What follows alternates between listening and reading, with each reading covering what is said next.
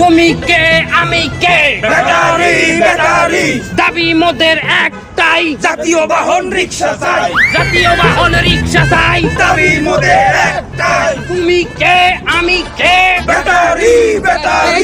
এই যে ভাইজান, আপনাদের দাবিগুলো কি একটু বলবেন? আমাগো দাবি আমাদের রিক্সাকে জাতীয় বাহন করতে হবে এবং আমাদের দাবি আমাদেরকে পাইলটের মর্যাদা দিতে হবে। আর কি কি দাবি আছে আপনাদের? আমাদের দাবি এক এলাকা থেকে আর এক এলাকায় যদি রিক্সা যাইতে হয় তাহলে ট্রানজিট নিতে হবে।